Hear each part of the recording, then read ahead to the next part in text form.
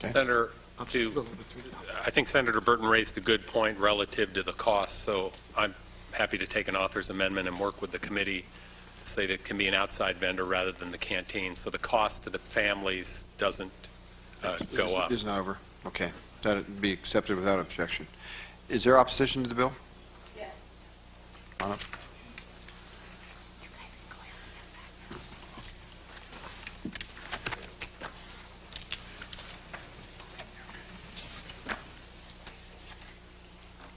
My name is Cayenne Bird. Push the button there. That's good. You got it. Well, no, now you got it. My name is Cayenne Bird. I'm the director of the union, United for No Injustice, Oppression, or Neglect, representing the other crime victims, the families of prisoners. There are 6,000 people in our group who are doctors, teachers, nurses, social workers, most of whom have a family member inside. This is an emotional bill for us. I might also add that I'm a mother of a prisoner who has been inside for 10 years. This is a brutally oppressive move, and it will result in great frustration and anger among inmates, which will no doubt result in violence. It's nothing more than a money grab from the people who can least afford it, the families of prisoners. It's easy for them to obtain food, but not food, but not cash. And the reason for that is that so many of the families are on welfare. They get food stamps. They don't have cash. So this money grab as a business isn't going to work. All it does is diminish their ability to help their inmates. These packages are one of the few connections that inmates have to their families and to the world outside. We have multiple articles at our website of prison guards who traffic drugs. And what we would like to suggest is that the dogs be used on them, that they have a full strip search before every shift, and be required to have see-through lunch pails. Their lunch pails are bigger than Herman Munster's. I think we better stick with what the bill... Well, I mean, you know, we're talking about reducing drug traffic. There's plenty of articles that have been in the media about guards trafficking drugs. Inmates are very depressed right now over this harsh sentencing and the status of 3 strikes. One committed suicide out at Mule Creek last week. These packages are life-preserving because they are a connection to home. There's also no special diets for ill inmates, and the Center for Disease Control recently released that 8,000 cases of hepatitis are being transmitted in California prisons each year. This does not include TB, AIDS, staph, and other dangerous, life-threatening diseases. And the inmates are afraid to eat the food. There have been multiple food contaminations at Mule Creek. Urine in the Jell-O that CDC has admitted to pubic hair, glass, rocks, and so forth. These packages don't last very long, but they are some comfort to inmates who are afraid to eat the food. We have in the union multiple complaints, thousands of letters from inmates who say that they're hungry, and so they serve a practical purpose of staving off some of the hunger pains for at least a few weeks. The items of soap are very important because CDC has been cutting back on soap at a time when SARS could hit the prisons and thousands of inmates will die if that happens. There's 8 cases in California. Soap is important. They don't give the inmates disinfectants in their cells in most prisons.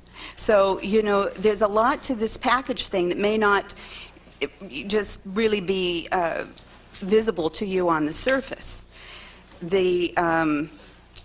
There's rodent infestations, another reason that the inmates fear the food and rely on their packages. We have, Could you kind of wind up your testimony, please? We've got... I realize that I need to speak in sound bites about these very human problems. And I'm sorry, but, you know, I have input from 6,000 people that are ready to riot, ready to sue. That's how mad they are that this could even be suggested. Because it's punishing. They don't have the money to buy from these vendors. It's a money grab. I hope that you see through it, and I believe that you do. But my own son has been sitting in a 5x7 box for 5 weeks over trying to alert the legislature that the food contaminations are happening. People are afraid to eat food. So, you know, I am emotional about this. And we are filing a lawsuit for a number of cruel and unusual punishments that have been going on, and this one will be included in it, and therefore all the cost savings that Senator Brulte thinks is going to come out of it is not going to come out of it. I think I've said it. Okay. Thank you. Thank you.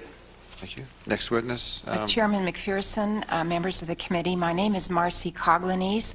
I'm the co-chair of the Family Council, which is an association of family members of those who are incarcerated in the California State Prison system.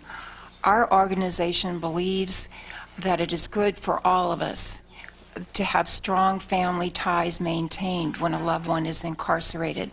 We know that the inmates will obey the rules and will be more cooperative if they have that kind of loving support coming in regularly from the outside.